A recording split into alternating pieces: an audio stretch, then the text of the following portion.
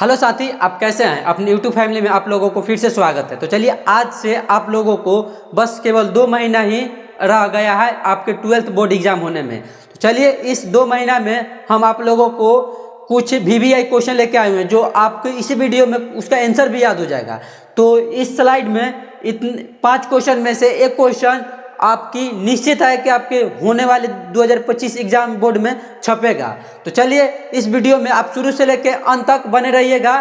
तो इसी वीडियो के माध्यम से आप लोगों का आंसर भी याद हो जाएगा। आंसर याद करने के लिए और कोई वीडियो देखना ना पड़ेगा। ठीक, तो चलिए हम लोग बिना टाइम गवाए हुए इस वीडियो को स्टार्ट करते हैं और आप इस वीडियो में बने रहिएगा। तो यह VVI question, physics 2025 VVI question 2025 के लिए यह बहुत ज़्यादा महत्वपूर्ण क्वेश्चन है। तो सबसे पहला क्वेश्चन है, आवेश का आयतन घनत्व की परिभाषा दें। क्या? आवेश का आयतन घनत्व की परिभाषा दें और तथा SI मात्रा को लिखें। तो आवेश का आयतन घनत्व को फॉर्मूला से हम लोग परिभाषा लिखेंगे, उसके बाद इसका SI मात्रक जानेंगे। बस केवल उसमें 2 अंक आपको याद करना होगा। इसे रो से सूचित करते हैं, रो इज इक्वल टू Q/V। ये इसका फॉर्मूला हुआ। तो इसका परिभाषा आप लोग कैसे लिखेगा? तो इसका परिभाषा है प्रति इकाई आयतन। क्या? प्रति इकाई आयतन के आवेश, प्रति इकाई आयतन के आवेश को आवेश का आयतन घनत्व कहते हैं। क्या? प्रति इकाई आयतन के आवेश को आवेश का आयतन घनत्व कहते हैं। तो इसका SI मात्रक क्या होगा? तो इसका SI मात्रक लिखिएगा। तो इसका SI मात्रक कूलम को किससे सूचित करते हैं? तो कूलम को C से। आवेश है तो आवेश को कूलम, अब V मतलब आयतन, आयतन को मीटर क्यू से, तो मीटर क्यू। तो इसका SI मतलब हो गया कूलम मीटर क्यू या coulomb metre inverse 3, coulomb metre inverse 3 इसका SI मात्रक हो गया। ठीक, अब क्वेश्चन नंबर 2 के बारे में हम लोग बात करेंगे। विद्युत क्षेत्र की तीव्रता से आप क्या समझते हैं? क्वेश्चन नंबर 2 में है आप लोगों को विद्युत क्षेत्र की तीव्रता से आप क्या समझते हैं। तो विद्युत क्षेत्र की तीव्रता से लिखिएगा, विद्युत क्षेत्र लिख के डैश दीजिएगा। उसके बाद लिखना है कि किसी धन आवेश को अनंत से उठाकर विद्युत क्षेत्र के अंदर लाने पर उसमें आकर्षण या प्रतिकर्षण होता है। आकर्षण या प्रतिकर्षण का अनुभव होता है। वो जितना तेजी से आकर्षण या प्रतिकर्षण होगा उससे ही विद्युत क्षेत्र की तीव्रता कहते हैं। क्या?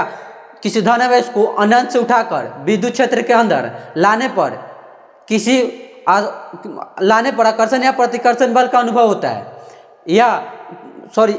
आकर्षण या प्रतिकर्षण बल का अनुभव होता है, या जितना तेजी से आकर्षण या प्रतिकर्षण बल का अनुभव होगा उसे विद्युत क्षेत्र की तीव्रता कहेंगे।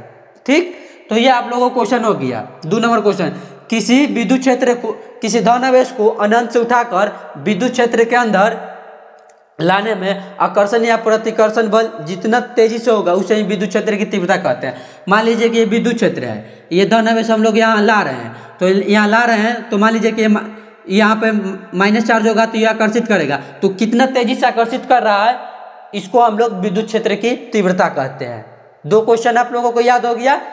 तो चलिए, ये उसके बाद हम लोग क्वेश्चन नंबर 3 के बारे में बात करते हैं। तो क्वेश्चन नंबर 3 में है, 2 समान बिंदु आवेश निकाय के कारण विद्युत क्षेत्र के बल रेखा को खींचे।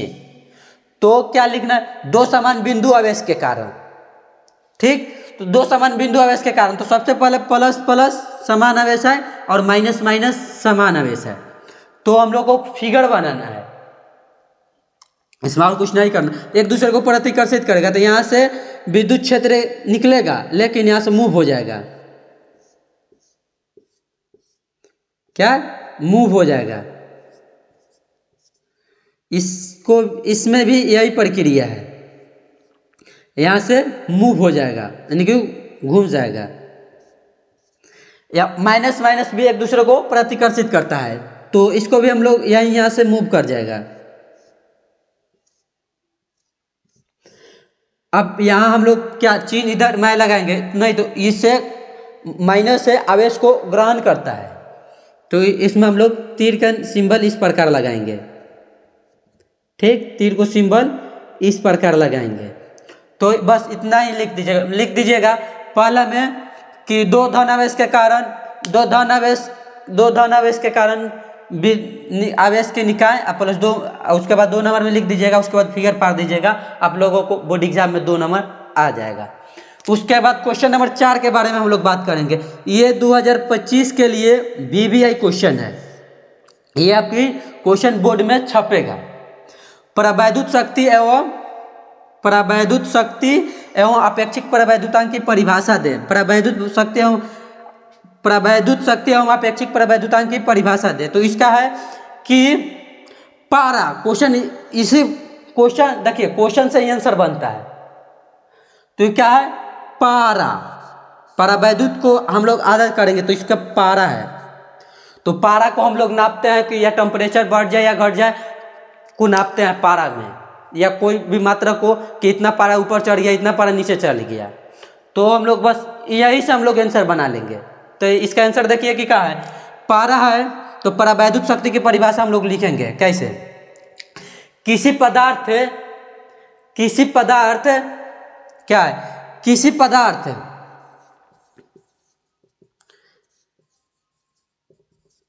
पदार्थ बिना टूटे ताप सहन कर सकता है, उसे परावैद्युत शक्ति कहते हैं। किसी पदार्थ बिना टूटे किसी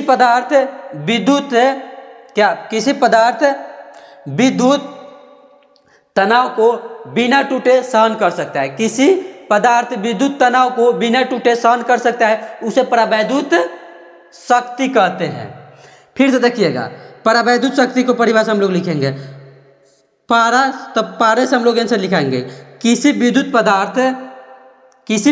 पदार्थ के तनाव बिना टूटे सहन कर सकता है। यानी कि मान लीजिए कि 46 डिग्री टेम्परेचर हम लोग दिए, वो सहन कर सकता है। या मान लीजिए कि किसी वस्तु को हम लोग 40 फीट मारे और वो टूटा ना है, 4100 फीट जैसे बजाय वो टूट गया, तो वही परावैद्युत शक्ति हो गया।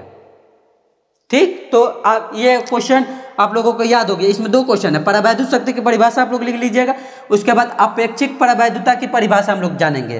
तो अपेक्षिक परावैद्युता की परिभाषा होता है किसी माध्यम की परावैद्युता, किसी माध्यम की परावैद्युता बटा निर्वात की परावैद्युता के अनुपात को अपेक्षिक परावैद्युतांक कहते हैं। किसी माध्यम की परावैद्युता तथा निर्वात की परावैद्युता के अनुपात को अपेक्षिक परावैद्युतांक कहते हैं। अपेक्षिक परावैद्युतांक को एप्सिलॉन से सूचित करते हैं, किसी माध्यम की परावैद्युता को एप्सिलॉन से, निर्वात की परावैद्युता को एप्सिलॉन नॉट से सूचित करते हैं। तो यह फॉर्मूला से ही आप लोगों को आंसर बन जाएगा। ठीक, उसके बाद विद्युत द्विध्रुव आघूर्ण की परिभाषा और तथा इनके SI मात्रक लिखना है। विद्युत द्विध्रुव आघूर्ण, तो विद्युत द्विध्रुव आघूर्ण की परिभाषा आप लोग जानिए। तो सबसे पहले लिखेगा विद्युत द्विध्रुव लिख के कि किसी विद्युत द्विध्रुव के एक आवेश का परिणाम, किसी विद्युत द्विध्रुव के एक आवेश का परिणाम अर्थात 2 आवेशों के बीच की दूरी के गुणनफल को क्या कहते हैं, गुणनफल को विद्युत द्विध्रुव आघूर्ण कहते हैं। इसको हम लोग परिभाषा से पहले फॉर्मूला से परिभाषा से SI मात्रक। तो लिखना है विद्युत द्विध्रुव आघूर्ण कि 2 आवेश से विद्युत द्विध्रुव के आवेश का परिणाम यानी कि आवेश Q और 2 विद्युत द्विध्रुव के बीच की दूरी यानी कि 2L को हम लोग क्या कहेंगे, 2L को ही विद्युत द्विध्रुव आघूर्ण कहेंगे। ठीक, विद्युत द्विध्रुव आघूर्ण हो गया Q × 2A। उसके बाद तो हम लोग इसको SI मात्रक लिखेंगे। तो आवेश को कैसे, Q यानी आवेश मतलब कूलम को हम लोग C से लिखते हैं, कूलम मीटर। L को हम लोग क्या से लिखेंगे, L को मीटर से लिखेंगे, तो कूलम मीटर, इसका SI मात्रक हो गया। इसका फॉर्मूला हो गया, फॉर्मूला से परिभाषा लिख लीजिएगा, उसके बाद SI मात्रक। यदि ये वीडियो आपको अच्छा लगा तो आप अपने दोस्तों के पास शेयर कर सकते हैं। बस ये सिलसिला आप लोगों को एग्जाम तक चलते रहेगा। हर वीडियो में हम आप लोगों को 5-6 क्वेश्चन इसी प्रकार कराएंगे जो आप लोगों को मुँह जबानी वीडियो में ही याद हो जाएगा। तो चलिए, यदि ये वीडियो अच्छा लगा तो आप इस चैनल को सब्सक्राइब करें। पूरे वीडियो देखने के लिए धन्यवाद।